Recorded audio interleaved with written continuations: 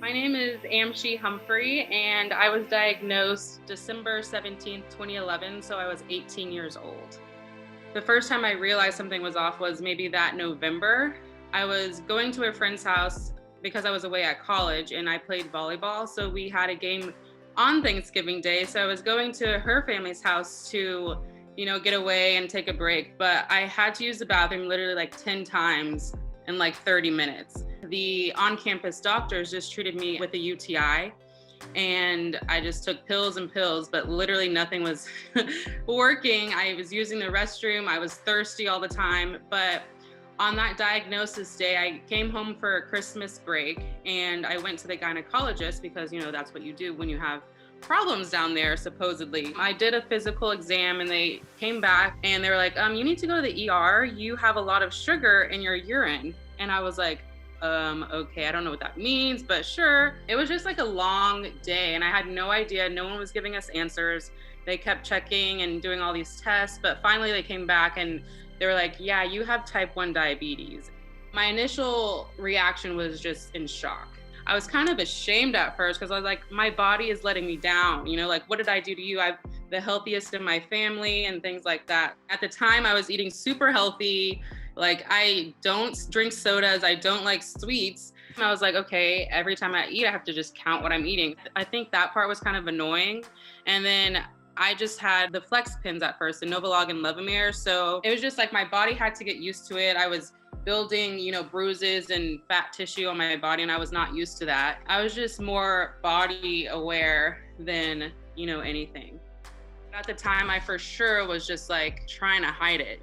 Being a freshman in college, living in a dorm room with, all your college teammates, you're just like, how could this happen to me? I'm away from home. So just trying to sneak in, my insulin injections before we're eating pizza or on the road. It was honestly the craziest time.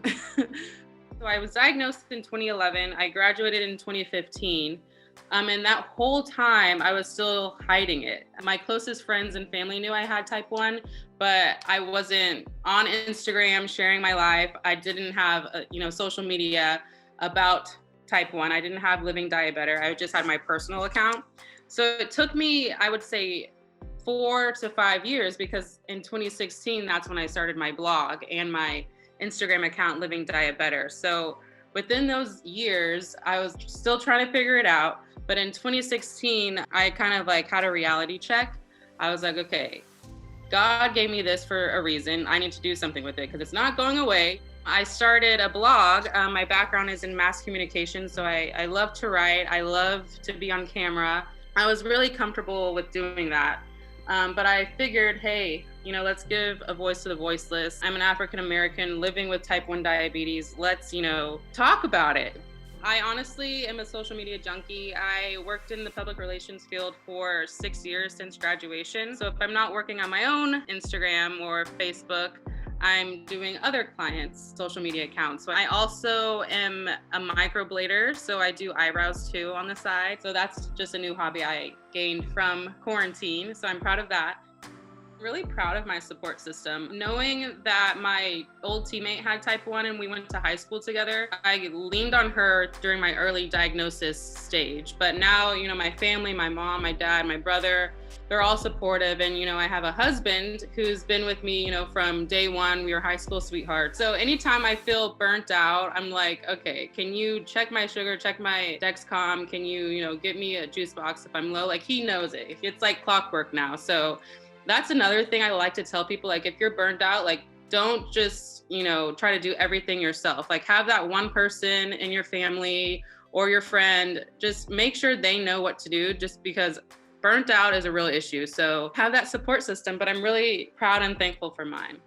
I think it's important for like newly diagnosed people, I know it takes time, a long time, to accept the fact that you have type 1 diabetes, but once you do, it's okay to like live your best life. You can literally do anything. This disease shouldn't hold you back from anything you want to pursue in life. You will have bad days. I mean, everyone does, but that's what, our community is for. I feel like type 1 has taught me that weakness is okay. It also showed me like how strong of a person I am as well. We're dealing with so many things, counting carbs, math, injections, having different devices on us. random alarms going off in public, people like looking and just like second guessing ourselves. So I just feel like with all of that going on in our minds and we're still, putting on a smile every single day, like that's awesome. That should be celebrated. So I just feel like type 1 has just proven to me like I am that strong person.